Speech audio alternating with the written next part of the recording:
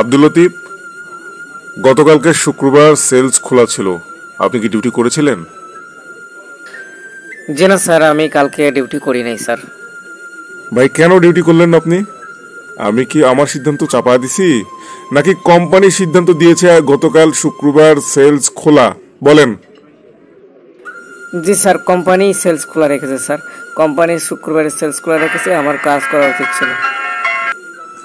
কথা বলার সময় আবার কার ফোন আসে? এত ফোন আসে কেন আপনার? কাজের কাজ তো ঠিকমতো করেন না।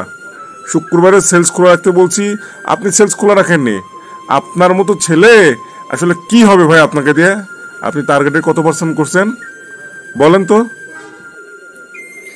স্যার 70% হয়েছে স্যার অ্যাচিভমেন্ট। টার্গেট করতে পারলে আমি আপনাকে শুক্রবারে সেলস খোলা রাখতে বলতাম না। আপনি তো টার্গেটও করতে পারেন নাই। আপনার যে কয়দিন সময় হাতে আছে সে কয়দিনে তো আপনি বাকি 30% করতে পারবেন না। তাহলে আপনি শুক্রবারে সেলস খোলা রাখলেন না কেন বলেন? স্যার আমি তো সেলস খোলা রাখতে চেয়েছিলাম, এদিকে ডিলার স্যার গতকালকে ডেলিভারি দেবে না বলে জানাইছে। ডিএসআর আসবে না। ডিএসআর যদি না আসে, ডেলিভারি যদি না হয় স্যার, আমার অর্ডার কেটে তো আর অর্ডার ওরকম লাভ হবে না। আর তাছাড়া স্যার আমার একটু বাড়িতে সমস্যা ছিল স্যার, আমি এই জন্যে স্যার আমি গতকালকে অর্ডার কাটতে পারি নাই। আব্দুল লতিফ, প্রত্যেকটা দিন আপনি আমাকে হ্যারাস করতেছেন, অপমানিত করতেছেন, লজ্জিত করতেছেন। ভাই, আপনার দুটা পায়ে ধরি ভাই, আপনার দুটা হাতেও ধরি। আপনার যদি চাকরিটা প্রয়োজন মনে না হয় তাহলে দয়া করে চাকরিটা ছেড়ে দিয়ে চলে যান ভাই। আপনার তো প্রয়োজন নাই, আপনি জমিদারের পোলা। তো জমিদারের পোলা হলে তো ভাই এই চাকরি তো করবেন না ভাই। আমার তো গরিবের ভাই, আমি গরিবের পোলা, আমার বাবা ভিক্ষা করে খাই মনে করেন, ওইরকম একটা দশা। কারণ আমার তো ভাই চাকরিটা করে খাইতে হবে। এখন আমি যদি চাকরিটা করে খেতে চাই, আপনার মতো অপদার্থ, অকর্মা, এই স্টুপিড, এই ধরনের ফাঁকিবাজ পোলা আমার হবে না ভাই। আপনি অর্ডার কাটেন, সামারি পয়েন্টে সঠিক সময়ে আসেন না কেন ভাই? কেন ভাই? কেন আপনি পয়েন্টে ঠিকমতো আসেন না? যথার সময়ে পয়েন্টে আসেন না, সামারি জমা দেন না, অর্ডার কাটেন 10টা 12টা মেমো, অর্ডার কাটেন 5,000 7,000, আমাকে রিপোর্ট দেন 10,000 12,000। কি কারণে এসব ফাঁকিবাজি করতেছেন? চোরের 10 দিন, গারস্থের 1 দিন, আপনি জানেন? জানেন না এই কথা? এখন আপনি 10 দিন ধরে চুরি করতেছেন, আমি একদিনে আপনাকে ধরে ফেলছি। আপনার আর কোনোভাবে ওয়ে নাই ভাই, এই ফাঁকিবাজি করে চাকরি করার কোনোভাবে ওয়ে নাই। আপনাকে নিয়ে আমি এখন ফাইনাল সিদ্ধান্তে যাব।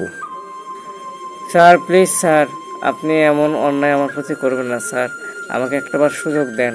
আমি আর এরকম করব না স্যার, আমি আপনাকে কথা দিচ্ছি স্যার। আমি সামনের মাসে টার্গেট করে দেবো স্যার। এই মাসে যা হয়েছে হয়েছে, ডিলারের নানা রকম সমস্যা ছিল, শুধু আমার যে সমস্যা ছিল তা না স্যার। ডিলারে ঠিকমতো ডেলিভারি দেয় না, ডেলিভারি ম্যান আসে না, টাকা দিতে পারে না ঠিকমতো, অনলাইন করে না, মাল থাকে না স্যার। এত মাল শর্ট থাকলে আমি কীভাবে টার্গেটটা করবো স্যার? আমার সমস্যা আছে আমি জানি স্যার, আমি অনেক সময় দেরি করি, ঠিকমতো পয়েন্ট আসি না, সামনে জমা দিই না। স্যার প্লিজ আপনি আমাকে একটাবার সুযোগ দেন, আমি সামনে মাসে ইনশাল্লাহ সব ঠিক করে দেবো। যদি ঠিক না করে দিই স্যার, আমি নিজের থেকেই চাকরিতে রিজাইন দিয়ে চলে যাবো স্যার। আমি নিজের থেকেই স্যার বলতে দিছি, চাকরি থেকে রিজাইন দেবো স্যার। প্লিজ স্যার, আমাকে এই লাস্টবারের মতো ক্ষমা করে দেন স্যার প্লিজ। ঠিক আছে, লাস্ট বারের মতো আপনাকে সুযোগ দিচ্ছি, কিন্তু আপনাকে আমার কাছে একটা লিখিত দিতে হবে। আপনি লিখিত দিয়ে আপনি কাজ করেন।